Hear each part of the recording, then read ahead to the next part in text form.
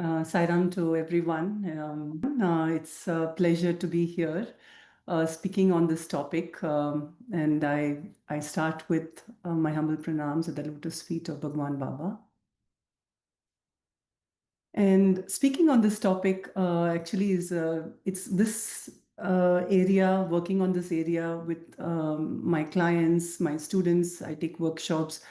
It's it's my mission, it's my passion, and it's also my service because I really want to give spread awareness, give hope, and give confidence to people, and give them, empower them with tools. And just having this opportunity to share some of my thoughts on this is I'm really grateful for that.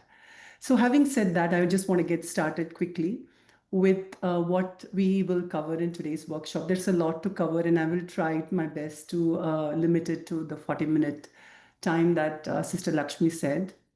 So we will talk about three things. One is part one will be about understanding anxiety. We cannot move into self-compassion if you're not understanding anxiety. There's a lot of judgment about anxiety. We have internal judgments, we have cultural judgments, and we have sometimes even judgments because of medical reasons. And so unless we transform that judgment into self-compassion, we cannot move into the path of healing more deeply. And for that, we need to understand anxiety.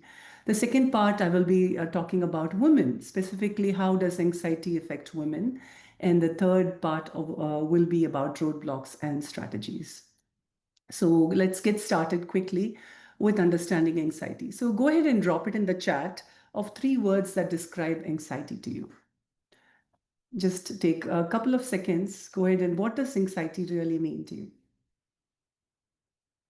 Fearful, fear of loss, non-stop thinking, helplessness, overwhelmed, restlessness, uncertainty. Excellent. Keep it coming. And as you look at the chat, you see that there is so much of difference in what every person's perception of anxiety is. And that's exactly what it is. There is no right or wrong answers in this because anxiety is an ocean. And every single person in this world has anxiety. If somebody walks up to you and says, "Hey, I don't get anxious at all," they're either lying or they're living in delusion. It's not true. Everyone, it's part of the human experience. But what we are going to talk about is to understand more layers about anxiety. So when we think about anxiety, when a common understanding of anxiety is generally about some of these areas, right? Either we think we have generalized anxiety. Some of them, the medical term they say is you have an anxiety disorder. Or some people think, oh, I have social anxiety. I can't go into groups. I can't, children say that they find it difficult being in large crowds. Sometimes we see it as panic attacks, phobias. There might be very specific anxieties about test anxiety, driving anxiety, anxiety or phobia of heights. A different kind of anxiety symptoms can also be seen as OCD or obsessive compulsive disorder. Now, these are all the external face of anxiety, or what would I would say is that that aspect which we look at it more medically. But anxiety is much more deeper than that. In my perspective, anxiety is both a behavior and a pattern. And we recognize it when it comes as behaviors and it manifests as some of these issues that you see in the screen. But then it starts much, much more earlier. And that's what my hope is for you to understand and decode it and see it as the intricate patterns that surfaces. So let's start with what is the symptoms of anxiety. Anxiety is felt in the body. It's not just something in the mind. It's not just a worry or a worrying thought, but it's something that's felt in the body. So how do we feel it in the body? We see it as a tight, a chest feels tight. Maybe I'm breathing heavily. There is a racing heart. There is difficulty sleeping. That's one of the very, very obvious and very prevalent and common symptoms of anxiety. For example, I have anxiety before a office presentation, I might find that my I'm breathing shallow, or my heart is really racing and breathing fast. So the other symptom sometimes also is that we might feel dizzy, or there is more sweating. Sometimes people say, "Oh, we have to run to the bathroom." I get so anxious before this event, or before a deadline. And sometimes we feel it in terms of our muscles tightening up, tense shoulders, backache increases. Doctors sometimes say, "Hey, your stress level has increased your backache," and that is again a correlation of how the muscles tighten because of anxiety. Now, when we look at anxiety in terms of the symptoms of anxiety, in terms of how it shows up in the mind and emotions, you can see it as intrusive thinking. Too many thoughts, too many thoughts. And those thoughts can keep blaming thoughts, critical thoughts, accusatory thoughts, thoughts which is like repeating. My brother used to say, why are you going back to 1942? And this was when I would talk about something which happened 5 years, 10 years back. I'd say, don't go back. And that's the kind of ruminating patterns that we all have, many of us have. And the more we ruminate about something that happened a couple of weeks or a couple of months back, we are actually maintaining that anxiety. And that's one of the symptoms. Again, overthinking, overanalyzing, feeling a sense of impending danger and doom.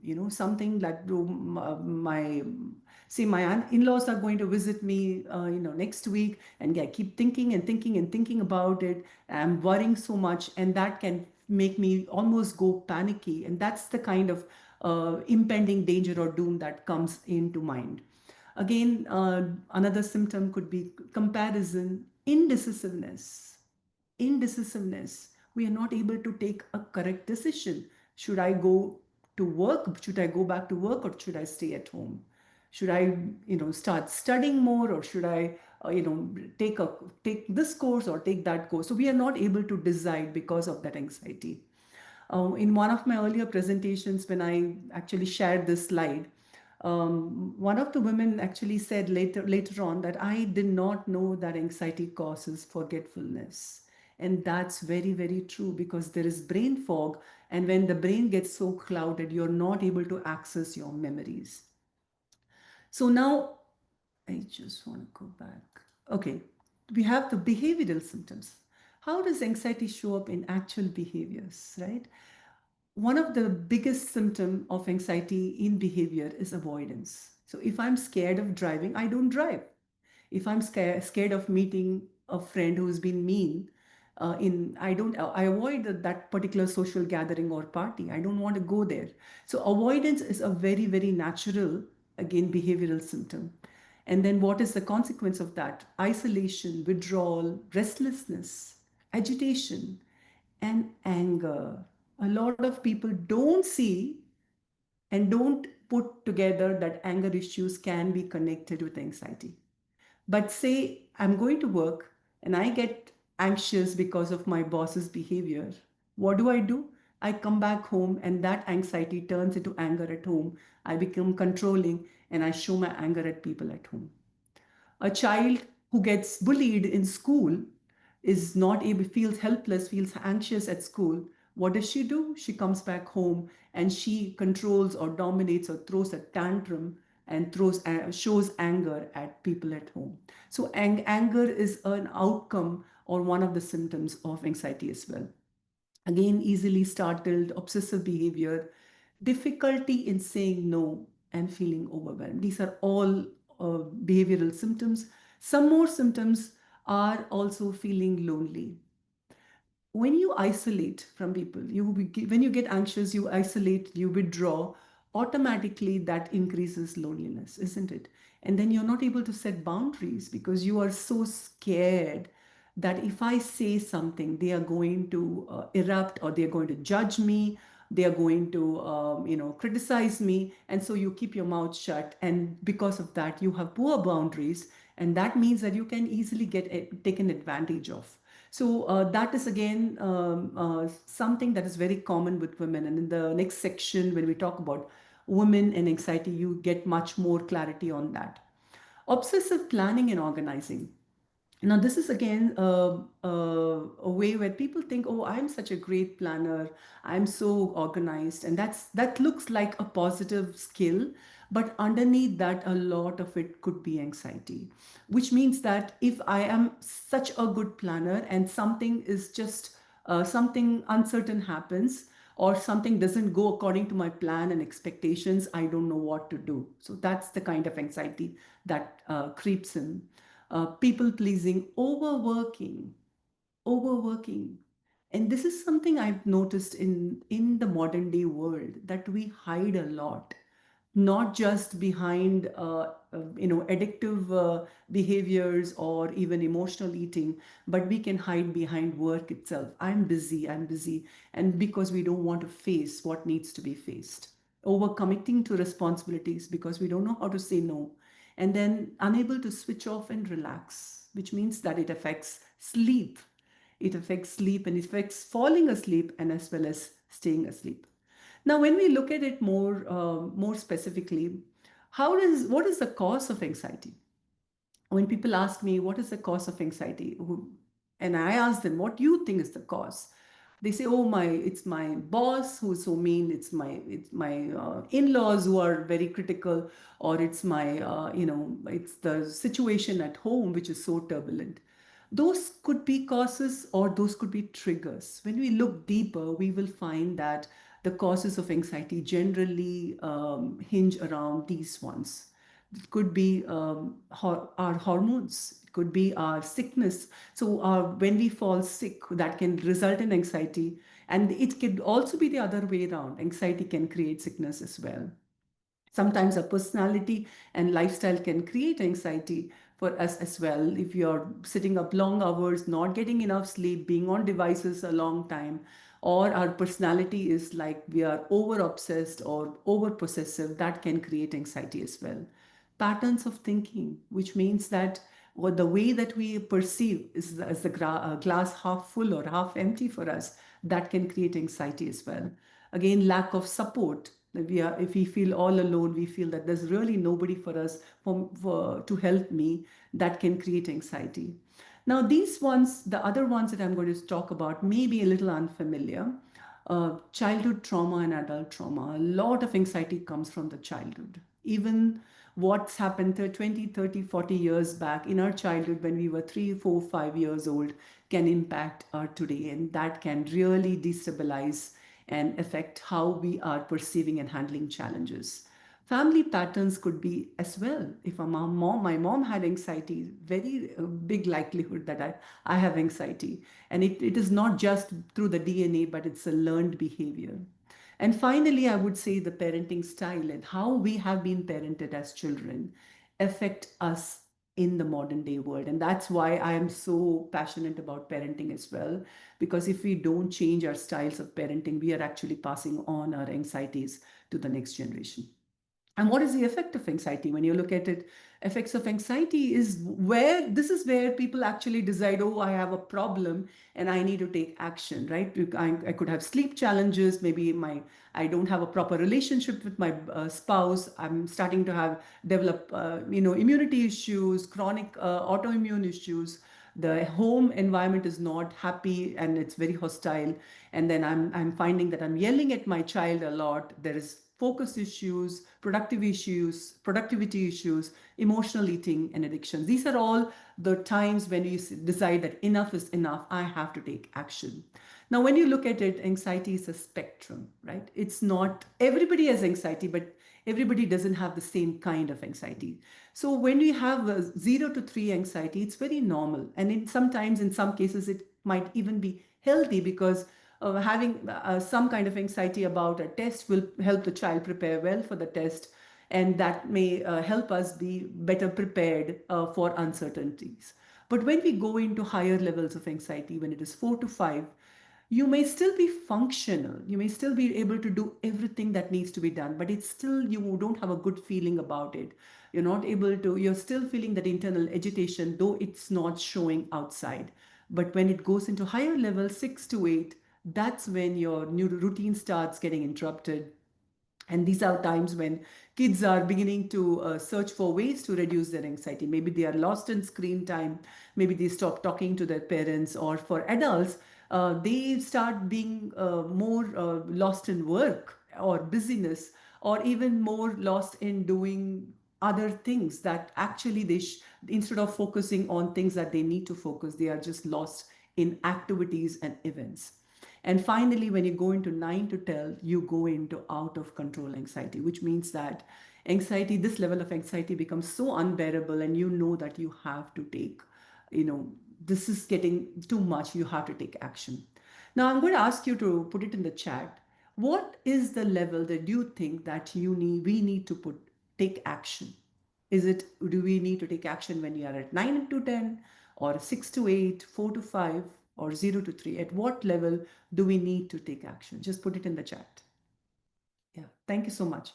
Most of you are saying 4 to 5. Yes, 4 to 5 is when you take action, but you actually start taking internal action. That means you become more cognizant about your anxiety even when you're at a 2 or 3. Just noticing how anxiety is showing up, so that it's almost like preventive care, that you know that, oh, I think I'm the person who's starting to get more anxious in these situations. Let me start taking internal action or doing things by myself. And then when you reach out to support when you are at 4 to 5, or maybe at a 5 or 6. So let's go ahead with women in anxiety, right? Now, this is a women's forum, and it's very important that speak to you all about how we can understand anxiety in women. And I have tried to do that through creating different archetypes of women. And as we go through the different archetypes, I want you to just see if any of those are relatable to you, and maybe multiple of those archetypes are relatable to you. And just make a note, put it in the chat. But most important is you start noticing how anxiety might show up for your archetype. So let's get started with the first one. She's the multitasker. She's a superwoman. But is she a superwoman or a superwoman, right? Her core pattern is I have to do it all and I have to do it perfectly. And what is her methodology? She takes pride. She's very efficient, but she's running on adrenaline, which means that her cortisol hormones are running amok in her body, which means that if she doesn't address it at some point of time, she can really develop health issues because the stress hormones are really running too much. She finds it difficult to say no. She suppresses emotions because she needs to get things done. And she measures self worth through productivity. For her, productivity is very, very important. And what's her biggest fear? She doesn't like to be seen as lazy. And she feels that unless she is doing things, she is not enough. And her anxiety is showing up as racing thoughts, irritability, exhaustion, right? What is her healing theme? That learning that her work is intrinsic and it is not performance based. Even if I'm not doing things, I'm wonderful, right? Even if I'm lying down and taking rest, I'm wonderful. And her healing mantra needs to be I'm enough even when I'm not doing. Let's look at the second one. She's the nurturer and she is a giver, or is she a overgiver, right? Her core pattern is I must take care of everyone else first. And what does she do? She derives identity and value through helping and fixing others. She really wants to help and be of support to others. But what she struggles is receiving support because she's not able to prioritize her own needs. And so what happens? She feels very anxious when others are upset, as if it's almost her responsibility to restore well-being to the other person. But in the process, she gives and gives and gives and gives, and she's drained. She's drained and she's resentful because she's thinking, oh, I am not receiving support. I am giving so much, but nobody's giving to me. But hey, did you ask? Did you seek out support? Did you let people know that you need support? And that is where the neglect of self care is. So, healing theme is receiving without guilt and learning that boundaries are an act of love. And her healing mantra needs to be when I nourish myself, my love flows freely. And this is where I talk a lot to people that, hey, even in the flights, they remind you put on your mask first and then you can help your loved one, right? That is when I am nourished, I can help my loved one. The next archetype is the soul operator. She is a little different. For her, she is really looks down about taking support, right? For her, dependence is weakness. And her philosophy is, I can do it all. I don't need any help. So she's overly self reliant. She's very uncomfortable delegating, trusting others. And we see that even in the size circles with different people, they are so micromanaging. They are finding it so difficult to trust others. And she experiences anxiety when things go out of control. And what happens is she's carrying hidden loneliness, and there is hidden resentment, and she's not able to express it. And because she's doing so much and she wants to do everything by herself, there is lots of burnout. And her fear is fear of disappointment. There's a fear of rejection, and there is also a fear of loss of control. And anxiety shows up as overworking, burnout. And because she's trying to do everything, and everybody, other people may even let her, okay, you want to do it, go ahead, no ahead, no problem. And so there's a lot of burnout there, but she may also feel isolated because she feels nobody is there to support me. Though she or consciously, she doesn't want to ask for support, but subconsciously she needs support. And so that's where the isolation and resentment comes. So her healing theme is vulnerability as power. So allowing herself to be vulnerable and letting others support me. And the mantra is allowing help strengthens me, it doesn't diminish me. The next archetype is the perfectionist. Yeah, it needs always to be perfect. And this is where I want to kind of highlight, because a lot of people get confused with the whole terminology. Swami wants us to be perfect. Swami wants us to practice excellence. Excellence is about doing the work in the best possible way. Perfectionism is about getting other people to attest and validate that you have done a great job. It's two different things. And the core pattern is mistakes is equal to failure or disapproval. And what does the perfectionist do? She's obsessive about details. She has to be, planning, and the outcomes are has to be really perfect. And she feels very anxious when there is uncertainty or when things are incomplete. And she really struggles to relax and enjoy the moment. And guess what? She must be having big time sleeping issues, right? She also has a very strong inner critic that's very loud. So even if the other person is not pointing fingers at her, there are 1,000 people inside her who's pointing fingers at herself. And her biggest fear is a fear of shame, of rejection, of being unlovable if she's imperfect. And how does anxiety show up for her? Overthinking, self-doubt, procrastination. She procrastinates because she thinks and thinks and thinks, because she doesn't take action unless things are really perfect. So healing theme for her has to be embracing good enough and having practicing safety and self-acceptance. And mantra is, I am loved in my mess, not just in my mastery.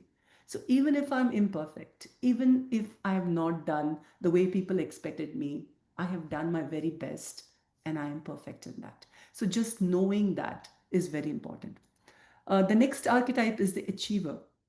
Again, this one really for her achievements, accomplishments is very, very important. She thinks about, I must keep climbing. And her worth comes from success and recognition. She lives on goals, milestones, external validation. She feels really restless and anxious without progress. If she's not progressing, she is very, very restless. And in the process, what happens is she feels disconnected from joy and presence. And what's her need? Her need is a longing to be seen and valued for being, not just for doing, not just for achieving. Even when she's not doing, even when she's not contributing, even when she's not participating, she needs to be seen and valued. And anxiety shows up as masking emotions. She feels empty behind a confident exterior. And there is too much worry about how she is perceived. What will other people think? That becomes her motto for her. So how does she needs to shift to healing? Healing theme needs to be redefining success as inner peace, not external applause. And healing mantra is, I am whole beyond my accomplishments. Whether I'm accomplishing or not accomplishing, I am whole. This is the peacekeeper. And her mantra is harmony is safety, and she do anything to avoid conflict, anything, right? She prioritizes others comfort over her truth. That means what? She feels anxious or tension whenever people are having conflicting opinions and having differing opinions, and she may not agree with them, but she doesn't voice it out. And what does she do in the process? She suppresses her anger, her assertiveness, and she may even feel a lump in her throat, and she might feel really agitation in her body. And in the process, she feels unseen, she feels misunderstood, and her biggest fear is a fear of abandonment. Her fear is that she will be unloved if she speaks up, if she displeases others. And her anxiety shows up as what? People pleasing behavior, emotional suppression. And then she finds it really difficult to take decisions. What she needs to shift is into her healing team, could needs to be reclaiming her voice and emotional honesty, just being honest and expressing, even if the other person may not like it, just being able to speak up what she needs to speak up. My voice matters even when it trembles. And this is a spiritual speaker, and this might be something, this might ruffle a couple of you, because hey, what does this mean, right? How does this archetype create anxiety? And a spiritual seeker, and this is where I talk to a lot of people who are from the spiritual fraternity. I say that we have something called spiritual bypassing, and the spiritual speaker might end up doing that. She feels I should be above all that. No anger, no anxiety. I'm above all that, right? And what her philosophy is, if I'm spiritual enough, I shouldn't feel negative emotions.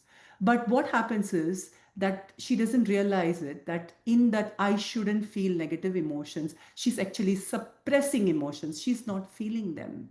The emotion is still happening in the subconscious, but she's not feeling them.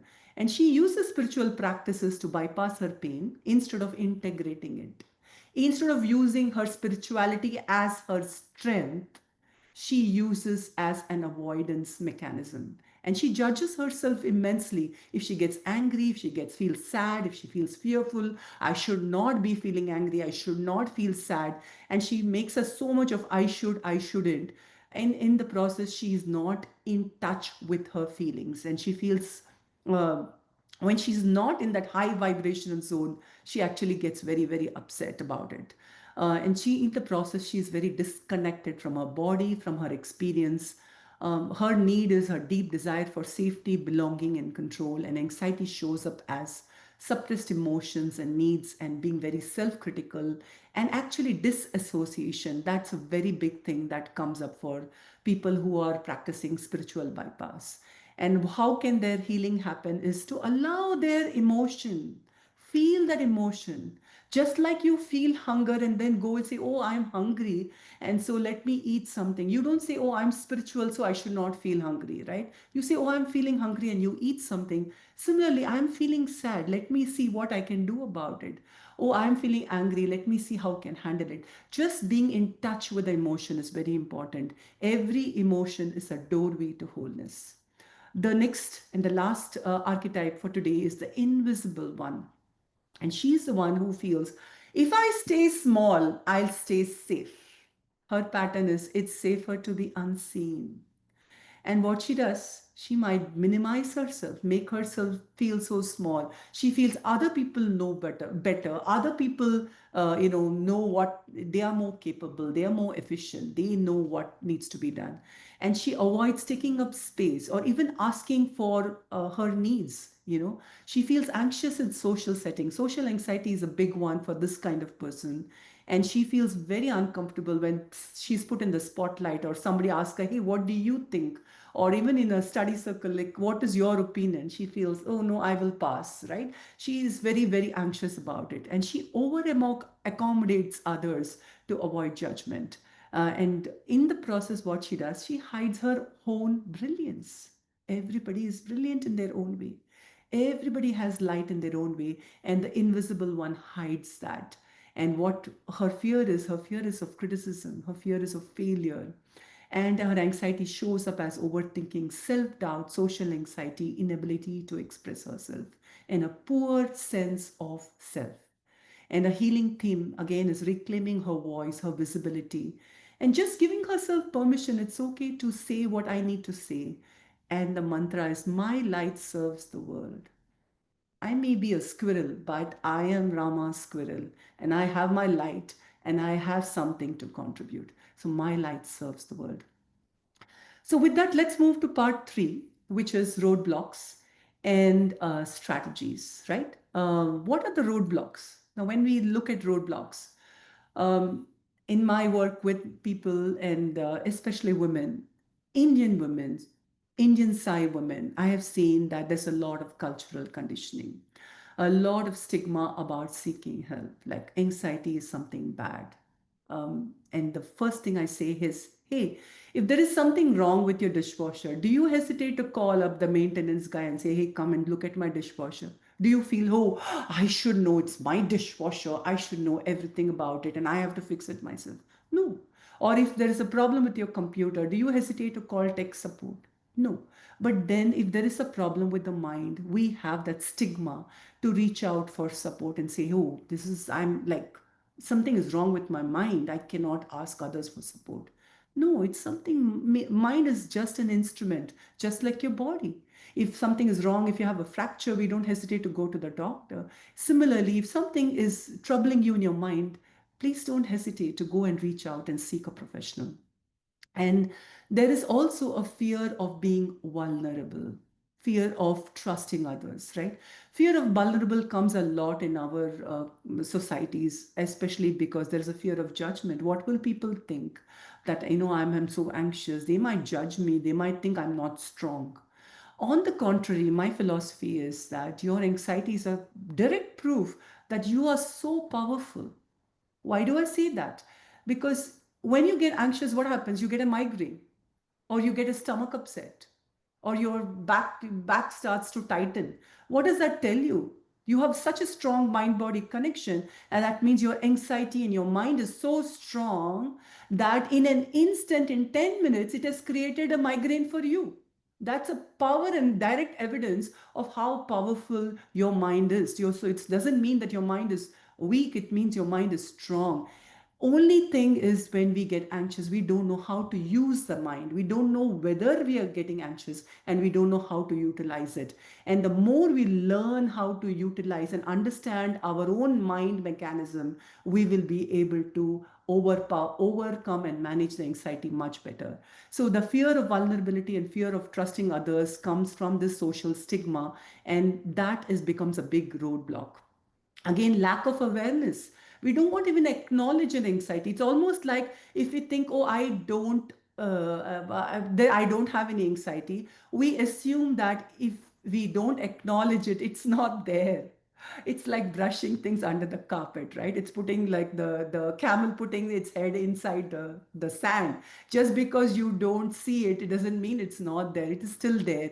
And you can hide things from the whole world. You can pretend it's not there for you. But ladies and gentlemen here, you cannot hide things from your body. You cannot. And even if you're living in illusion and ignorance, your body knows it. And that is where the body manifests the anxiety as disease. So please don't hide it. Acknowledge it. Don't be afraid to acknowledge and take note of your anxiety and do something about it. Again, there is a habituation to suppress the problem. So break that. Again, feel a sense of shame. There's that, again, shame is a very cultural thing, that, oh, if I tell my problem, they will think, what will they think about me? Or Swami says, don't complain, so I'm complaining. Am I complaining? Venting is different from expressing your problem. There is a two different things, so please don't get confused about it. Again, it's a lot of thing people, women especially, think it's selfish to take care of myself. Again, the whole component of selfishness is a very misunderstood terminology. Self-care is not selfishness. Self-care is self-empowerment. When you are in a good place, and you can take care of your family. When your body is good, you can do a lot of work at home and at work. When your mind is doing well, then you can be really of help and support to your children who are dealing with anxiety because of schools. You can help your spouses, you can help your colleagues. And again, there is a difficulty in saying no comes as a roadblock in healing. What happens when you ignore? Continued stress leads to physical illness. Bottled up stress can lead to psychiatric issues. I told you that if you can hide from your body, from your whole world, you can never hide things from your body, which means that that will show up in your body and your mind as physical and mental health issues. The more important thing, many of you are mothers, caregivers, teachers. Your bottled up stress can affect your work, can affect your children. And we are teaching our children how we are handling stress. Your children are always learning from you, and they are noticing what my mother is doing, what my father is doing, and they are learning from you. That means what you are giving them, that is the inheritance that you're giving them of how to take care of yourself. Do you want to tell them, okay, suppress stress and avoid and people please and over or manipulate, or all of those behaviors is what do we want to give our children, or do we want to teach them healthy ways of managing stress, right? Stress will impact all aspects of our life, relationship, health, but yes, it will impact Sai Seva as well. And I really mean that because I've worked there, I've worked in the organization, and I know how it means.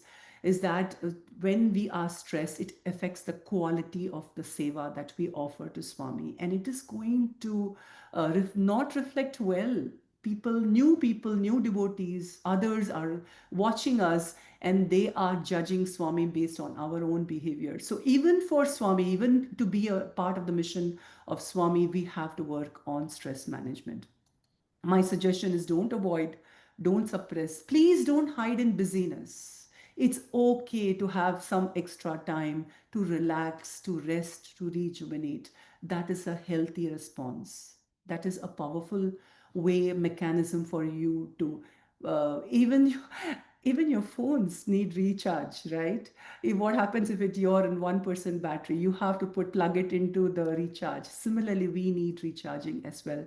Please take action. If anxiety is inside you, so is your strength. Don't be afraid to work on yourself.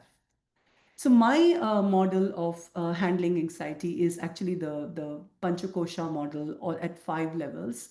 I don't believe that hey, you have anxiety, you take a pop a pill, and then things will be all right. That is only working at one level with the brain chemistry. There are so many other levels of working. So we ideally, if you want faster results, very powerful results, you work with all the 5 levels simultaneously. That will really get you good results. So at the physical level, work on your exercise.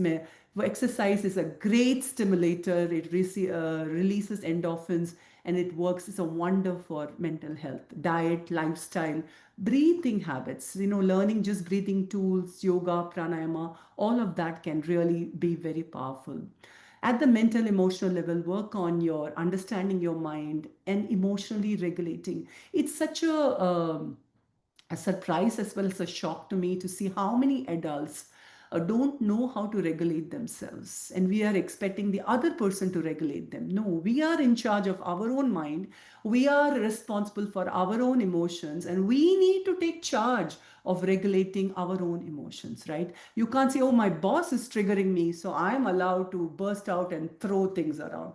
No, it doesn't work like that. My boss is triggering me is separate, and my anger and my emotion is separate. So I need to acknowledge and regulate my own emotions.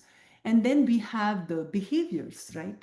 Avoidance behaviors. The more you avoid something, the more you're going to maintain that anxiety. So if I'm anxious about driving and I avoid driving, guess what? Even 10 years down the line, I'm going to continue being anxious about driving.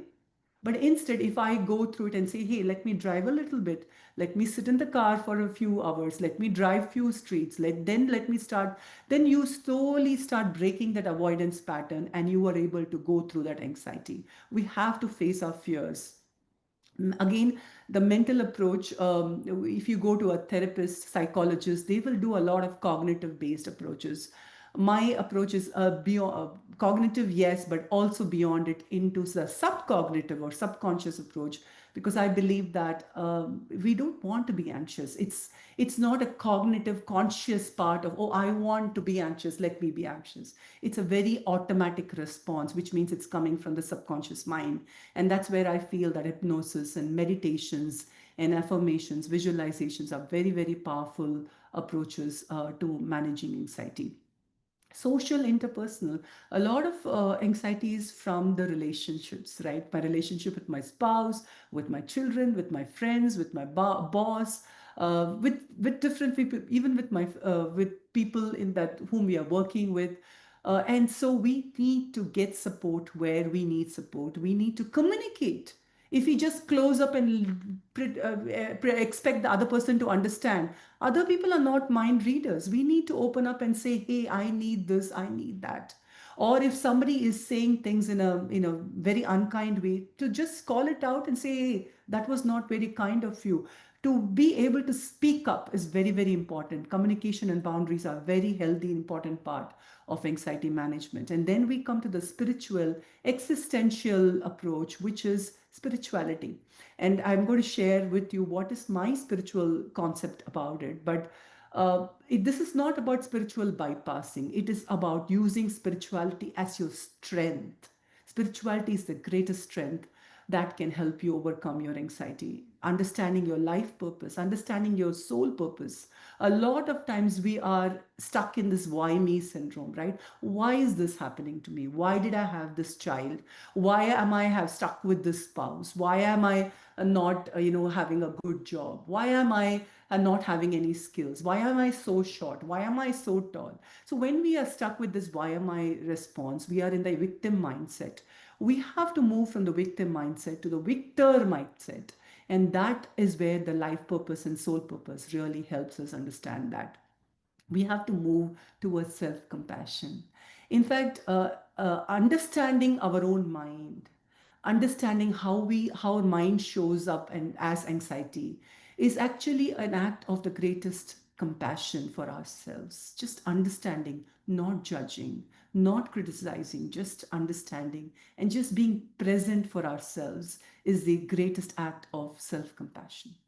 um, my biggest thing I just shared about spiritual approach, and this is where I feel that once we have acknowledged that I have this problem, once we are in touch with our emotions, and once we realize that, hey, this is a situation where I have absolutely no control. I have no control about why my family is going through this chronic health problem, or why my mother is going through this terrible health challenge. I have no control. I'm so anxious about her. I'm so scared about her, but I have no control. I'm doing all that I can at my level. I'm being compassionate. I am being caring, but I have no control. So how do we manage that anxiety?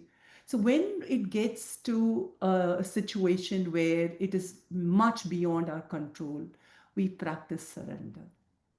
My husband was sharing a story last evening about how they lived in Nilgiris, and in the middle of the night, as a car was surfacing, going through, there was a big, huge herd of elephants.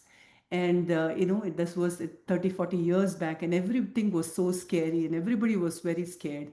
But finally this was an area where they needed to surrender, so they did was they did some chanting, and they prayed to Lord Ganesha, and within 10 minutes the whole herd of elephants passed by without any danger to themselves. So surrender sometimes is the resort in many, many situations.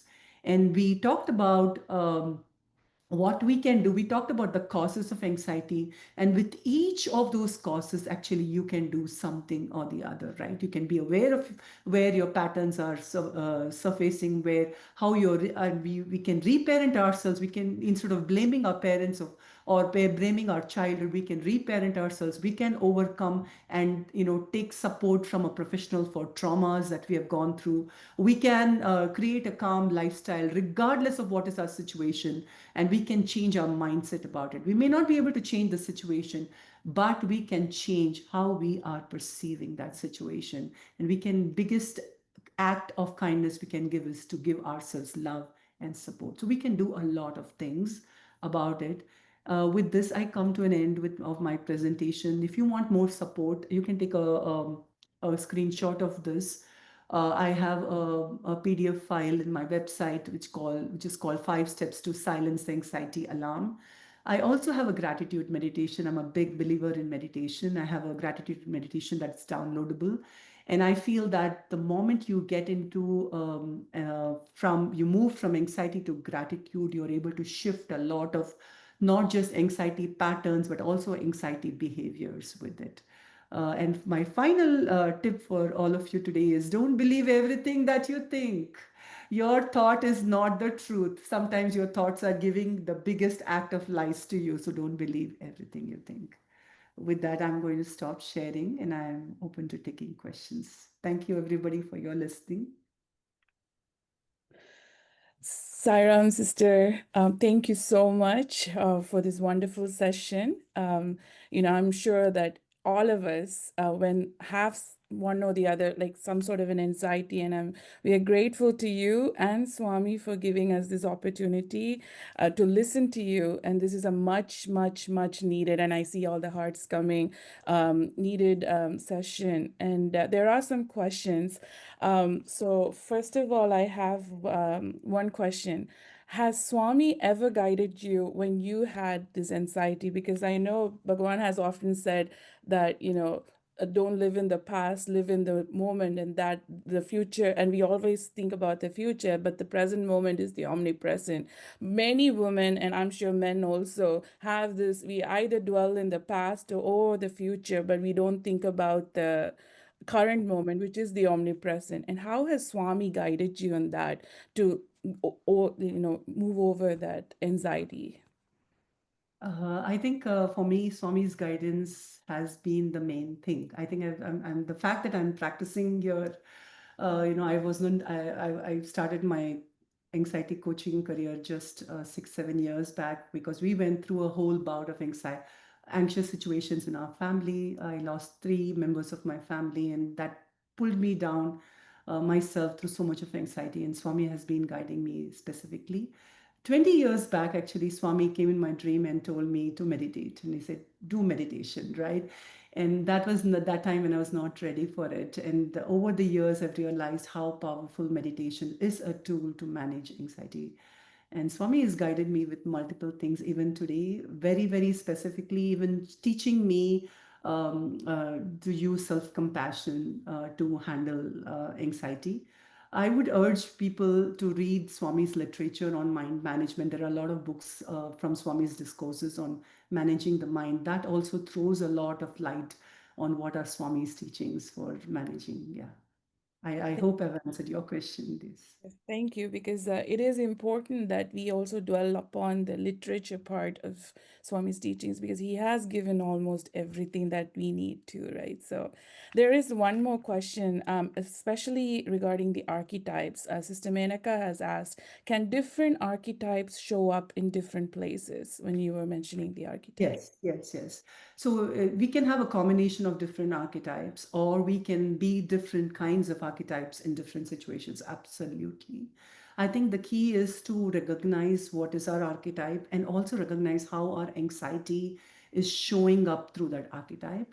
Most of all, most of the time, as women, what happens is we hide behind what is being seen by behind the situation or behind the work, and so we do not look within enough to see how our anxiety is surfacing and how our coping mechanism can be healthy or unhealthy, right? Whether we are getting angry, we're getting upset, whether we are turning to eating too many sweets, or whether we are getting lost in work. We are not even seeing how our natural coping mechanism is kind of managing that anxiety. But once we acknowledge and recognize that, we can shift from unhealthy coping mechanisms to more healthier ones. Thank you. Sister Jan has asked, how do we manage stress of a family member having sickness or declining health and the difficulty of unhealthy choices and or circumstances, like feeling helpless in the cycle of choices and yet having to help take care of them when needed. And I'm sure many of us are going through the same situations. Yes, yes. This is very relatable to me as well, because I'm part of my parenting circle, and we talk a lot about parenting children. Even with a 2-year-old, you really have no control. We can influence children, but we cannot control them. We think we have control. We think we have control over them, but when they turn teenage, that's when you know you have absolutely no control. We have influence, but we don't have control. And that's the same for other people, whether it is our spouses, whether it's our parents. And when they are going through a very challenging time in their life, and they are not doing the things that they are supposed to do to help themselves, when they are ignoring, when they're not listening to us, we feel so helpless, we feel so anxious, and sometimes we don't know what to do. I think that I always zero back on looking at what are the things that is within my range of control, right? My range of control is very clear. My own thoughts, my own words, my own actions, my behaviors, they are within the range of my control. My energy is within the range of control. The other person's thoughts, actions, behaviors are not within the range of control. But with my words, with my behaviors, with my thoughts, I can actually influence them positively.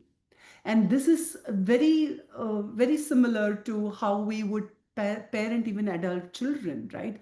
How do we address a child who's not making the right choices? So we can use very kind words of and communication to influence them and say, hey, this is what I tell. I have two grown-up daughters, and when I feel they are not making the right choices, I'll say, oh, this is what you want to do. Yeah, okay. And I just listen to them, because a lot of times if we don't nag them, don't lecture them, and don't, overly control them, then they relax a little bit more in our presence. They are more willing to listen to what we have to say. And finally, I just tell them, hey, I hope you realize this is your body and this is your mind. And I hope you realize that, right? And when I just tell them that, they say, yeah, we realize, yeah. And I hope you know that you have all the control over your body. Yeah, yeah. And then finally, then maybe there is a chance that they will listen. It may not be that they will 100% listen, but there is more chances of them being influenced positively in that. But if you're nagging, if you're worrying too much, if you're controlling them, that they might get very, very defensive, and then they are so attached to what they are doing. It is my life, I will do what I do, you back off, and all of those things will happen. So this happens not just to adult children, but with spouses, with parents. So I would say, women, I know we are all kind people, we are compassionate people, we really care about our family and our parents. We do what we can, and then we surrender. That's the only thing we can do. Just don't do the wrong things, don't nag them, don't overprotect them. Sometimes we have to just let Swami take care, and Swami knows what's the best.